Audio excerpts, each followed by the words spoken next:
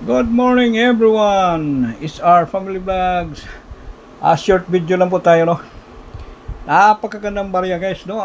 Ito na po ang pinagkaguluhan dyan sa FB, no? I-reveal lang namin guys para sa mga baguhan at mga viewers na walang kalam-alam, no? So ito guys, 1 piso si Rizal. Reverse 1972 ang pinagkaguluhan dyan, pinag-aagawan umano, no? Napakamahal. Samut-sari na yung presyo, no? Ito ay komposisyon guys, no? Copper nickel lang po, no?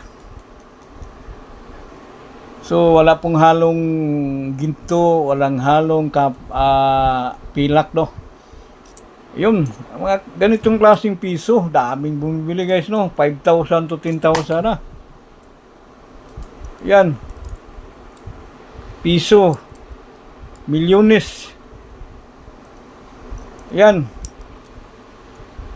Di ba guys, no? Daming bumibili dito sa FB. Namutsari yung presyo. Ito guys, si Sir SR, talagang para malalaman nyo guys, yung itong klaseng barya ay wala po talagang added value. So ito po ay, itong tatlo ay copper nickel, no? Non-magnetic. Ito pang small kalabaw ay magnetic coin. Copper nickel plated steel, no? Magnetic, no? So kayo basta-basta maniwala dyan, no? Sus, kawawa po kayo guys. Umaasa kayo dyan sa FB, no? Ito wala talagang value. Kahit sinong legit ko dito ang tatanungin nyo guys, no? Kahit si Bustoyo, hindi binibili. Kay Sir Angelo Bernardo, hindi binibili namin yan, no? Mga legit dyan. Shout out po mga legit, no?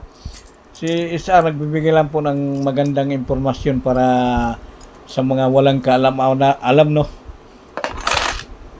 Yan talagang walang added value lang guys, no? Wag na po kayong umaasa kasi ito ay mga common, no?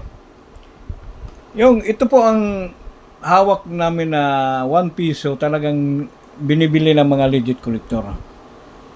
Hindi na kailangan mag-follow and share sa mga ganitong klaseng piso. Wag lang yung 4 na mukha, no? O, yan na po, mabilisan lang po, no? Para bagong impormasyon lang sa mga viewers. So, hindi na kailangan follow and share sa mga ganitong barya. Thank you very, very much.